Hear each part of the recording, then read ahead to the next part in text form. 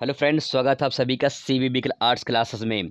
Board परीक्षा 2023 की दोस्तों अगर आप तैयारी कर रहे हैं, क्लास 12th में है, आर्ट सब्जेक्ट आपका है और समाजशास्त्र आप लिए हैं, तो ये वीडियो आप लोगों के लिए बहुत ही इंपॉर्टेंट होने वाला है। क्योंकि दोस्तों इस वीडियो में आपको बताने वाले हैं कि समाजशास्त्र का जो प्रश्न आपको बताने वाले हैं, चैप्टर नहीं, यहाँ पे डायरेक्ट दोस्तों प्रश्न बताने वाले हैं। जो प्रश्न 99% नहीं बल्कि 100% गारंटी है, अगर आप इसे तैयार कर लेते हैं तो दोस्तों इसी में से आने वाला है। आपका जो फर्स्ट बुक है उस बुक से जो मैंने भारतीय समाज जो आपका बुक है फर्स्ट, उससे मैंने कलेक्ट किए हैं। ये पार्ट 2 है, इसके बाद पार्ट 2, ये पार्ट 1 है, इसके बाद पार्ट 2 आएगा।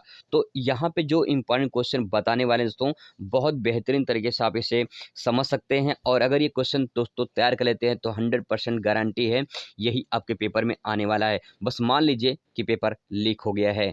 तो चलिए शुरुआत करते हैं और समझते हैं कि कैसे समाजशास्त्र में आप जो है 100 में से दोस्तों 100 पा सकते हैं। पूरा बेहतरीन तरीके से रणनीति बनाते हैं और अच्छा अच्छा क्वेश्चन आपको दिखाते हैं।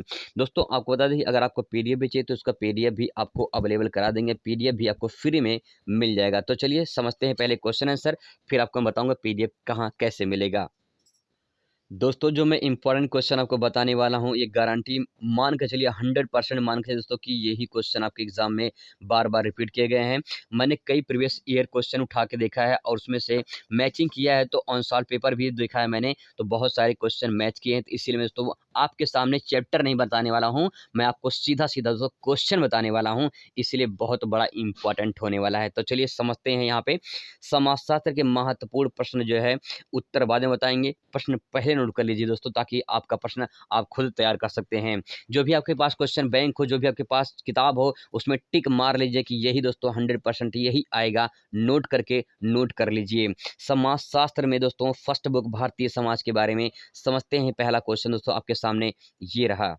दोस्तों एक एक क्वेश्चन ध्यान से समझते चलिए, पीडीएफ आपको मिल जाएगा, इसकी चिंता नहीं करना है। समाजशास्त्र के सबसे महत्वपूर्ण प्रश्न, दोस्तों बात करिए पहले प्रश्न की। पहला क्वेश्चन आपके सामने है। यहाँ पे क्वेश्चन पूछ सकता है जनसांख्यिकीय क्या है, अथवा जनसांख्यिकीय से जनसांख्यिक क्या अर्थ है। मतलब सिंपल सी बात बात ये दोस्तों कि यहाँ पे जनसांख्यिकीय जो है इसकी परिभाषा आपसे पूछा जा सकता है। तो क्वेश्चन इंपॉर्टेंट है ये, इसको नोट कर लीजिए। अब आगे बात करते हैं। अगला क्वेश्चन दोस्तों यहाँ पे है। अगला क्वेश्चन है जन्म और मृत्यु दर को परिभाषित कीजिए। दोस्तों ये क्वेश्चन बहुत इंपॉर्टेंट है क्योंकि कई सेट में पूछा गया है। आपको बता दें कि यूपी में जो है लगभग लगभग 7 सेट बनते हैं और किसी न किसी सेट में दोस्तों जरूर पूछे जाते हैं, इसीलिए इंपॉर्टेंट है। आप अगर तैयार कर लेते हैं दोस्तों आपके सेट में भी आ सकता है, तो इंपॉर्टेंट है दोस्तों। मैंने कई सारे सेट को उठा के देखा, क्वेश्चन पूछा गया है, तो 7 सेट बनते हैं जो अलग अलग जिले में होते हैं। तो इसीलिए जो है आप सातों सेट में जो कहीं न कहीं आपको मिल जाए दोस्तों, गारंटी 100% की है। तो चलिए बात करते हैं अगला क्वेश्चन। दोस्तों 2 क्वेश्चन हो चुके हैं यहाँ पे। जन्म और मृत्यु दर दोस्तों ध्यान से इसको पढ़ लीजिए। इसके बाद तो है अगला पॉइंट ये है, जनसंख्या की आयु संरचना से क्या आशा है। बहुत ही इंपॉर्टेंट क्वेश्चन है, जनसंख्या की आयु संरचना से क्या आशा है। चौथा क्वेश्चन दोस्तों आपके सामने है। चौथा क्वेश्चन है स्त्री पुरुष अनुपात का क्या अर्थ है। ये क्वेश्चन घुमा के पूछा था, सिंपल भाषा में कहे तो लिंगानुपात के बारे में पूछा दोस्तों। लिंगानुपात के बारे में पूछा है ये चैप्टर। और दोस्तों आप बता दें ये क्वेश्चन पूछा गया है और आपको बता दें यहाँ पे क्वेश्चन घुमा दिया था कि स्त्री पुरुष अनुपात क्या है। स्त्री पुरुष अनुपात वही होता है जो लिंग अनुपात होता है, वही स्त्री पुरुष अनुपात होता है। यहाँ पे दोस्तों ये क्वेश्चन बहुत ही इंपॉर्टेंट है। बात करते हैं दोस्तों अगले क्वेश्चन पे, यहाँ पे दे सकते हैं जो अगला क्वेश्चन आपके सामने है ये, जनसंख्या की आयु, यहाँ पे आयु होगा, यहाँ पे ये आयु संरचना होगा, ठीक है, आयु संरचना होगा ये, ठीक है। आयु संरचना का क्या अर्थ है, जनसंख्या की जो है आयु जो संरचना होती है उसकी क्या अर्थ है, जनसंख्या की आयु संरचना से क्या समझते हैं, ये क्वेश्चन आपसे पूछा जा सकता है। पूरा कुछ खेल दोस्तों यहाँ पे जो मैं क्वेश्चन आपको बता रहा हूँ, यहाँ पे जरूर नहीं है कि सेम सेम ऐसे ही आए, क्वेश्चन से यहाँ पे घुमाया है ना, ऐसे घुमा सकता है। स्त्री पुरुष अनुपात का क्या अर्थ है यहाँ पे पूछा है, तो लिंग अनुपात से क्या समझते हैं ऐसे पूछ लेता है, तो इसी क्वेश्चन को घुमा देगा, ठीक है। तो इसीलिए आपको दोस्तों ध्यान में रखना है, स्त्री पुरुष अनुपात और लिंग अनुपात एक ही है। जनसंख्या की ये है आयु, ठीक है, जनसंख्या की आयु संरचना से आप क्या समझते हैं, ये आपसे क्वेश्चन पूछा जा सकता है। दोस्तों अगला क्वेश्चन बात करते हैं, बहुत ही इंपॉर्टेंट क्वेश्चन है। माल्थस की जनसंख्या सिद्धांत की विवेचना कीजिए। बहुत ही मोस्ट इंपॉर्टेंट है, इसको हाईलाइट करिए, मोस्ट इंपॉर्टेंट है। माल्थस की जनसंख्या सिद्धांत की विवेचना कीजिए, क्योंकि ये क्वेश्चन कई बार एग्जाम में पूछे गए हैं। तो अगला क्वेश्चन तो आपके सामने ये है। मैं ज्यादा क्वेश्चन आपको नहीं बताने वाला हूँ, जो बताने वाला तो बहुत ही इंपॉर्टेंट है। आपको सिर्फ मैं 25 क्वेश्चन बताने वाला हूँ, पूरा का पूरा निचोड़ है, पूरी किताब का निचोड़ है। बात करते हैं दोस्तों अगला क्वेश्चन यहाँ पे, जाति से आप क्या समझते हैं? जाति की प्रमुख विशेषताओं का वर्णन कीजिए। बहुत ही इंपॉर्टेंट क्वेश्चन है। जाति से आप क्या समझते हैं? जाति की प्रमुख विशेषताओं का वर्णन कीजिए। दोस्तों ये 4 नंबर में क्वेश्चन पूछ सकता है और 4 नंबर तो फिक्स कर लीजिए यहीं पे। बात करते हैं दोस्तों अगले क्वेश्चन पर। अगला क्वेश्चन आपके सामने ये रहा, जाति व्यवस्था के प्रमुख कार्य बताइए। जो जाति व्यवस्था है उसके प्रमुख कार्य कौन-कौन से हैं? ये क्वेश्चन बहुत ही इंपॉर्टेंट है। जाति व्यवस्था के गुण और दोष, जितने सारे क्वेश्चन बहुत ही इंपॉर्टेंट हैं और ये क्वेश्चन भी कई बार सेट में पूछा गया है कि जाति के जो व्यवस्था है उससे गुण दोष बताइए। तो यहाँ पे गुण दोष आपको बताना होता है। ये क्वेश्चन बहुत इंपॉर्टेंट है। अगला क्वेश्चन दोस्तों आपके सामने ये रहा, 10वां क्वेश्चन है आपके सामने कि जनजाति से क्या आशय है? जनजाति से क्या आशय है? जनजाति की प्रमुख विशेषताओं का विवेचना कीजिए। इंपॉर्टेंट है, ध्यान रखेंगे।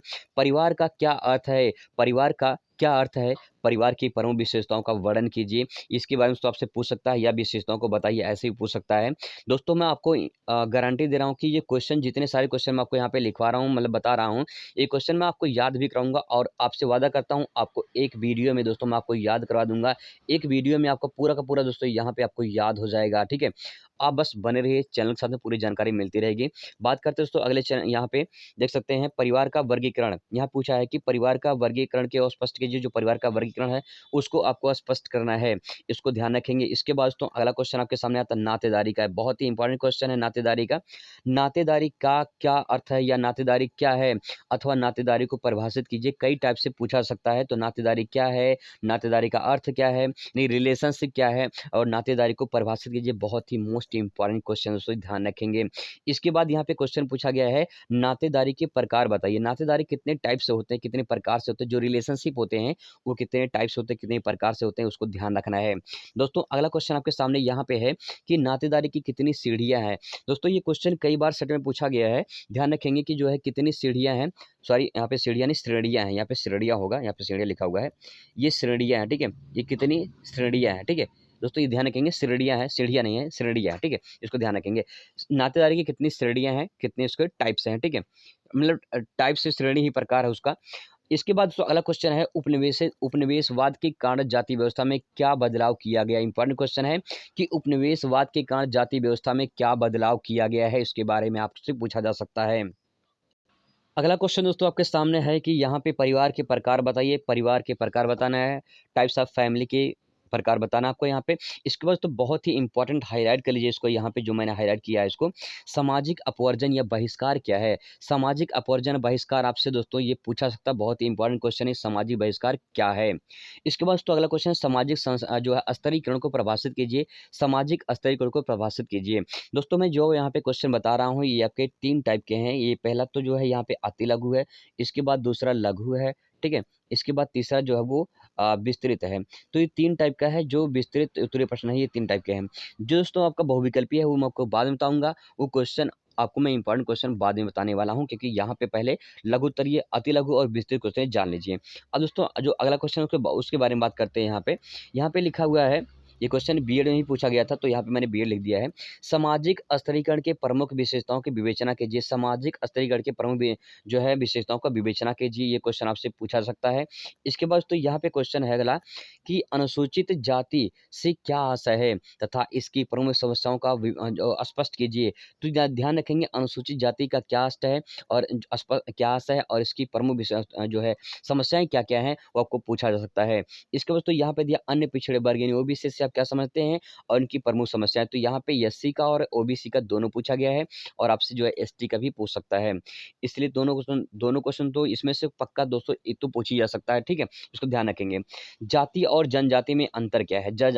ये बहुत ही इंपॉर्टेंट है, जाति और जनजाति में क्या अंतर है, इसको ध्यान रखेंगे। दोस्तों अगला क्वेश्चन आपके सामने ये है, यहाँ पे दिया गया है लैंगिक विषमता क्या है? लैंगिक विषमता के बारे में आपसे पूछा जा सकता है, ठीक है। इसके क्या तात्पर्य हैं, इससे आपके पूछा जा सकता है।